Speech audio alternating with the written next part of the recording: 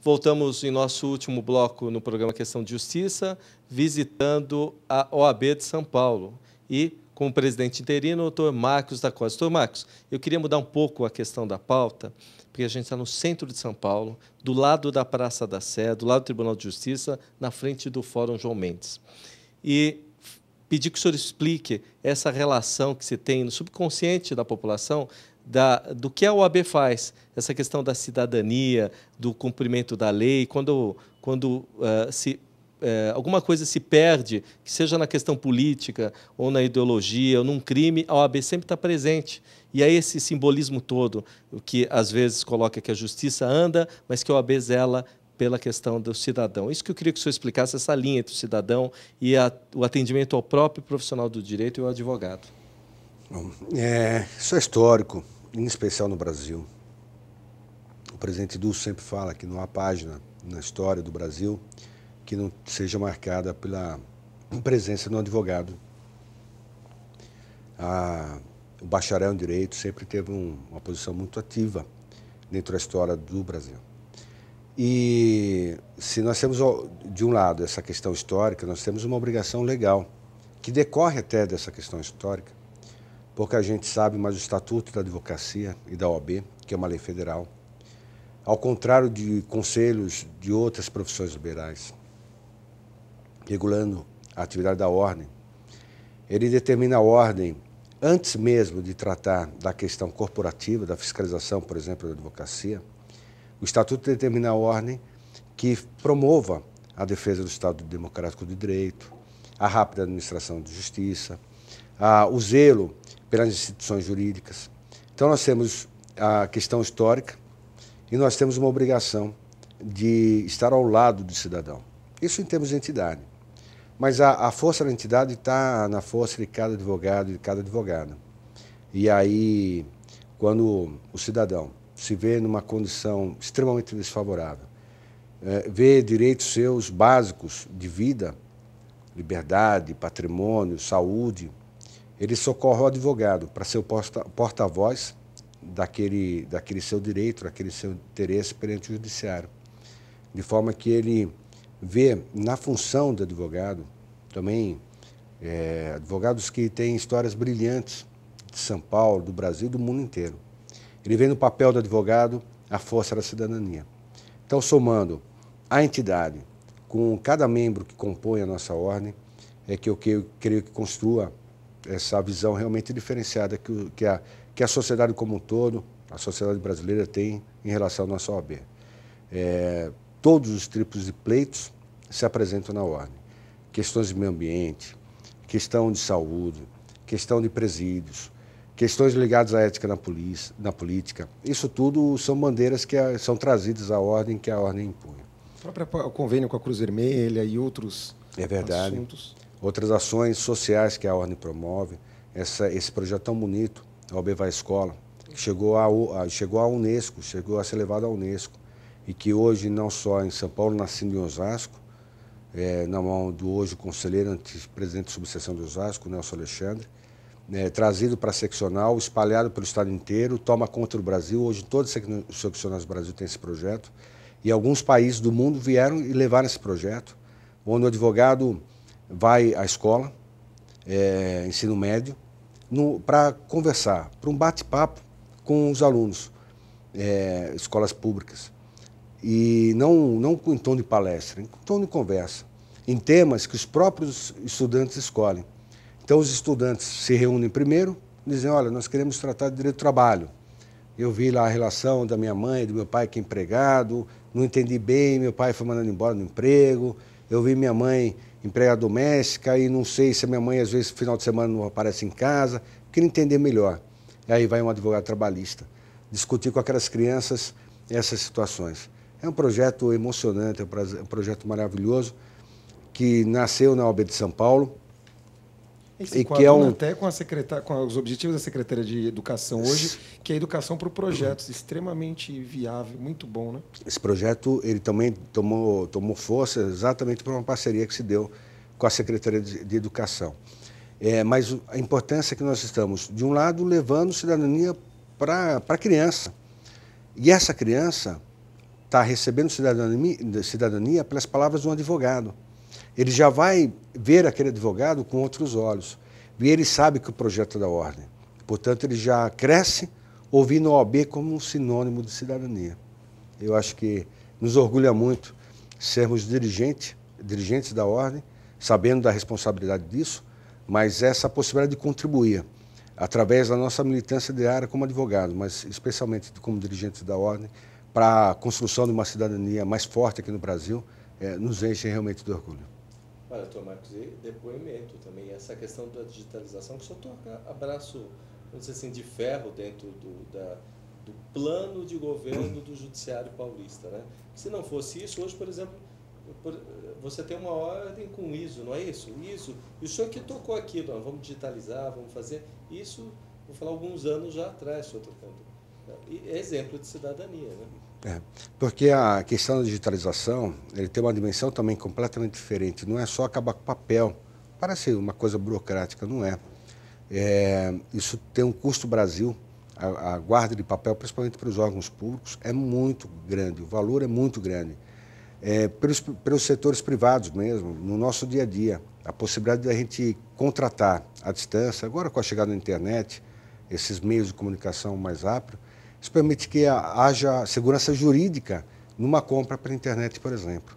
Então, nós estamos falando de um mundo novo, de uma realidade nova, e que, enfim, esse trabalho que é feito pela Ordem tem acompanhado essa evolução da sociedade como um todo.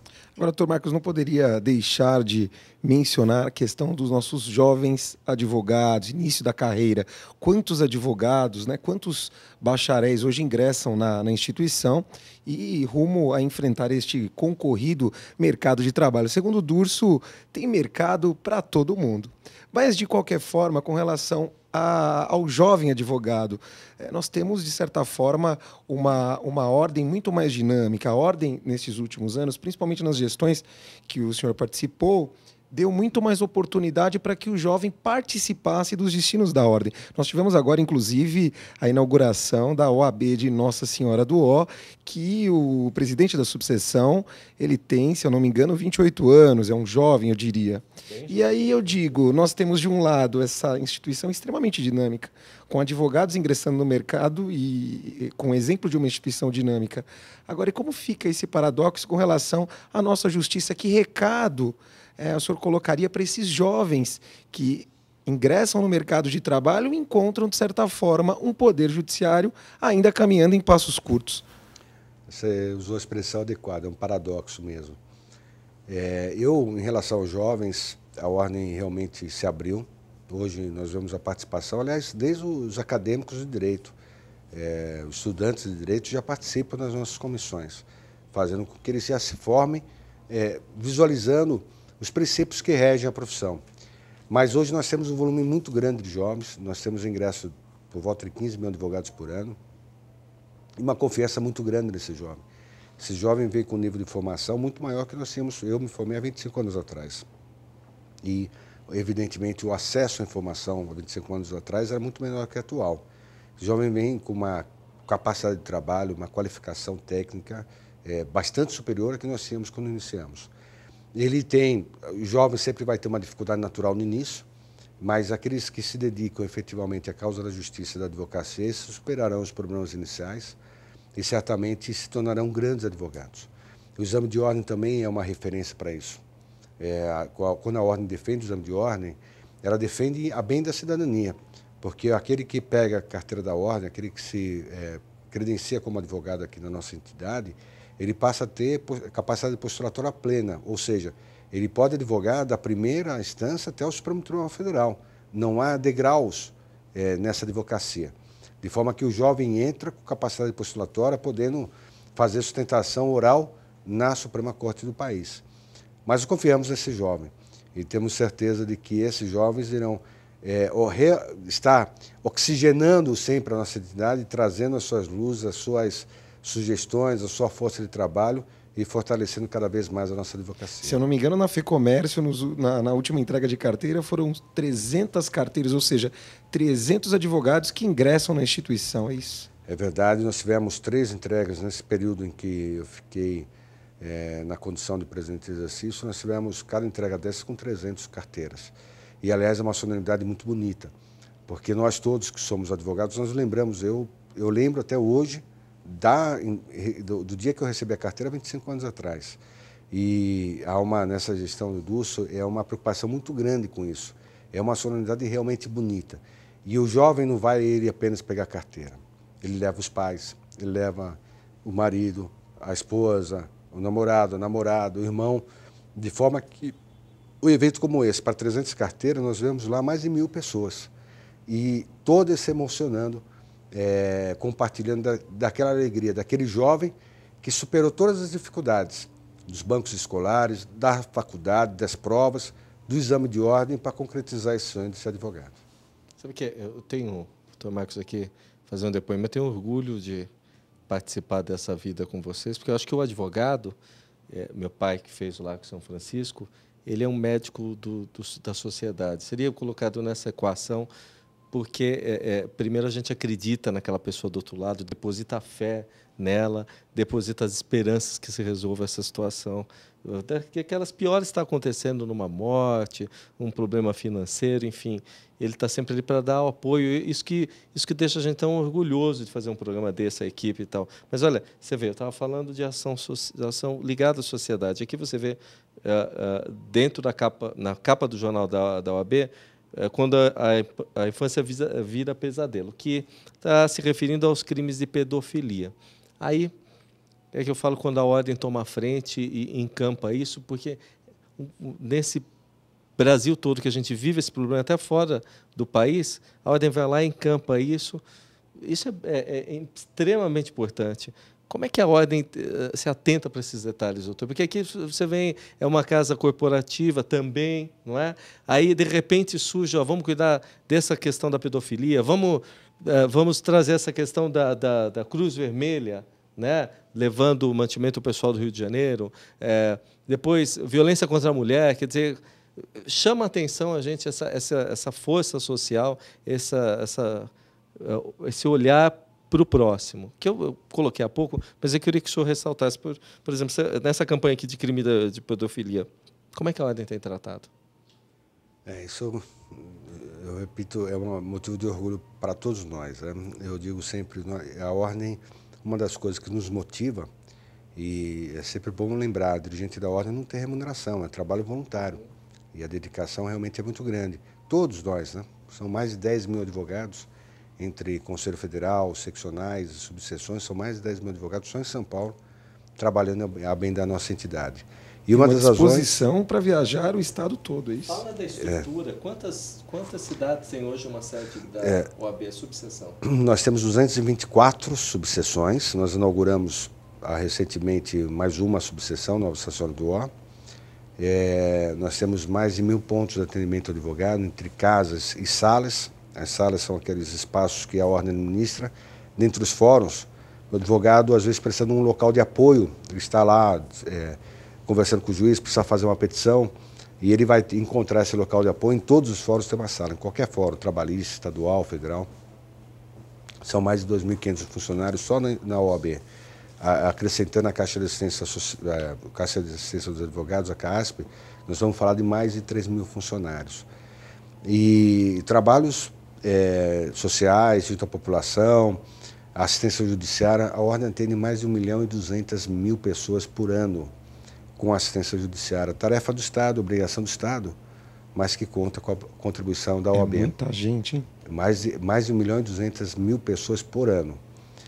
E as suas custas, né? As custas da entidade e dos quase 50.000 advogados que se apresentam para prestar serviço com uma remuneração muito baixa, mas que fazem isso não por conta da remuneração, mas por conta da possibilidade de estar fazendo um trabalho de natureza social junto à população carente do Estado de São Paulo. Mas esse amparo social que o próprio advogado traz aí na sua essência. É verdade. A formação do advogado é uma formação humanística, né? Então, o advogado, o que o alimenta na sua atividade é indignação. O advogado tem que ter indignação. Cada vez que ele vê uma injustiça, ele tem que se revoltar. Essa é a nossa formação. E ao combater a injustiça, sobre todas as frentes, não só dentro do âmbito do judiciário, mas você mencionou aquela situação dramática vivida por aquelas pessoas nas inundações, nas enchentes do Rio de Janeiro. Estava a advocacia colhendo... O senhor foi em São Luís do Paraitinga. São Luís do Paraitinga ano passado. De qualquer tipo. Quando a gente vê um ser humano sofrendo um prejuízo qualquer, de qualquer natureza, sempre o advogado está lá para estender a mão. E essa é a grande beleza da advocacia, né? E essa visão é que leva o advogado a ser efetivamente o grande agente da paz social. Eu sempre digo isso, que se constrói no Brasil e no mundo inteiro. A sociedade ela é construída na base de uma relação harmônica entre as pessoas. E essa, fundamentalmente, é a missão do advogado, é auxiliar na construção da paz social. Olha, tem um minuto, mas eu quero encerrar, porque sua fala foi linda no final, eu acho que é isso, né? E agradecer ao senhor, pedir licença também, a gente vai mostrar no meio da nossa entrevista também alguns flashes da OAB daqui, eu acho importante mostrar a entidade e convidá-lo a voltar ao programa, Dr. Marcos, porque tendo advogados como o senhor, como o Dr. Leopoldo, é que eu acho que esse exercício da cidadania melhora por entendimento do cidadão que está aí ávido de saber o que é direito e dever dele. Obrigado. Dr. Leopoldo, obrigado. E até o próximo Questão de Justiça, que hoje gravou aqui na sede da OAB de São Paulo e volta na próxima semana em rede nacional pela Rede Brasil Televisão e pela TV Aberta de São Paulo. Até a próxima semana.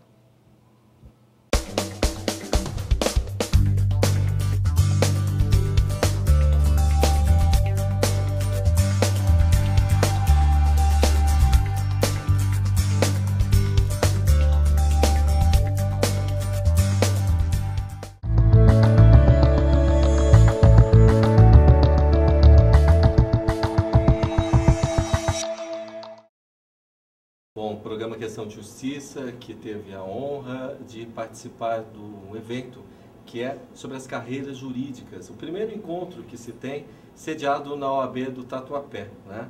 Com o meu presidente, que eu falo meu presidente porque morei no Tatuapé há mais de 12 anos, o Dr. Hudson, que sediou com grandes personalidades, como foi o Dr. Fábio Canton, que é o presidente da Caixa de Assistência dos Advogados da Seccional de São Paulo. Hudson, como é que foi a ideia de trabalhar esse evento aqui, essa participação? Como é que o senhor sentiu o advogado aqui que esteve presente?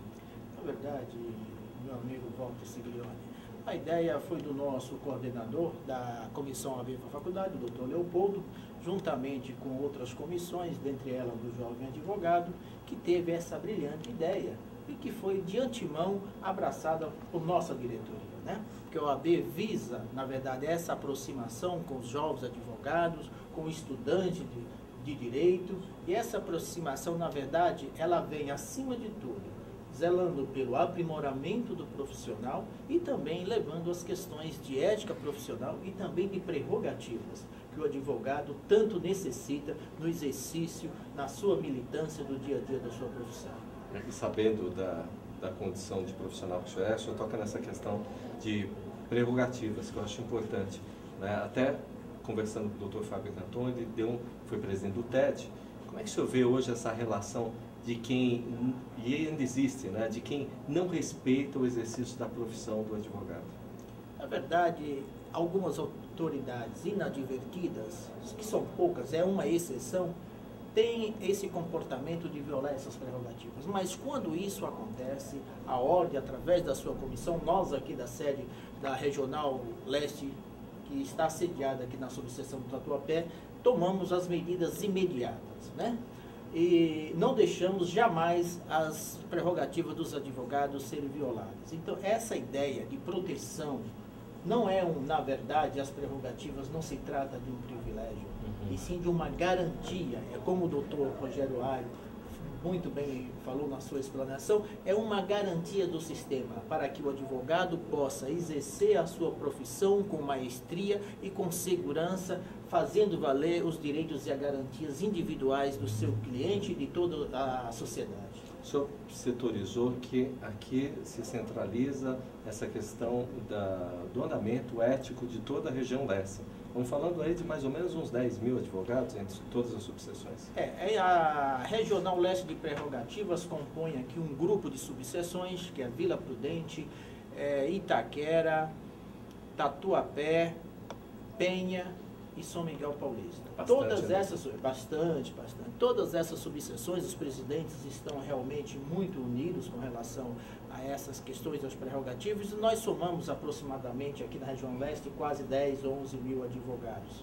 E todos esses abraçam e vivenciam essa defesa das prerrogativas. E isso nós temos aqui, a sede da Regional de Prerrogativas é aqui na nossa casa do advogado, na 71ª subseção do Tatuapé, onde a gente desenvolve todos os trabalhos relacionados com as prerrogativas, a proteção e a garantia dos direitos dos advogados. Doutor, essa integração entre seccional, CASP e subseção, principalmente na sua, serve como exemplo para outras, né? Mas ela vai continuar na extensão até o final do mandato? Com absoluta certeza, né? Essa nossa união, esse elo que foi formado entre a subseção, a seccional e a própria Caixa de Assistência dos Advogados tem nos prestigiado e colaborado, reforçando os interesses e o que faz com que nós atingimos os nossos objetivos. Vou dar um exemplo. Recentemente nós conseguimos aqui inaugurar a livraria, né? Nós temos uma livraria, onde foi inaugurada pela CASP, e estamos aí em vias já solicitamos, estamos em vias trabalhando para que nós possamos trazer, se Deus quiser, a farmácia aqui para a subseção do Tatuapé. Falando em quantos advogados hoje aqui inscritos? Hoje aproximadamente 2.000 advogados, certamente chegaremos a 2.500 até 2011, 2012, finalzinho de 2015 advogados, se Deus quiser. Eu quero agradecer a participação. O senhor já foi ao programa nosso na UTV e respondeu ali na lata as perguntas dos internautas. Convidá-lo, porque esse programa passa na TV aberta e na Rede Brasil Televisão, quer dizer, a gente está falando do país todo, fora das TVs a cabo, e convidá-lo a voltar lá, porque é importante que advogados esclarecidos, líderes de entidades iguais às suas aqui, tenham porta-voz lá com a gente no programa e a população saiba que pode buscar na voz do senhor, na explicação do senhor, um amparo para tudo que eles necessitam durante o seu dia a dia. Meu amigo Silvio, desde já eu agradeço o convite e coloco à disposição, não só a mim, como todos os componentes da minha diretoria, estamos à disposição quando você precisar, pode nos convidar e será um prazer estar no seu programa, para que a gente possa esclarecer essas questões de interesse de alta relevância para a advocacia de São Paulo. Obrigado.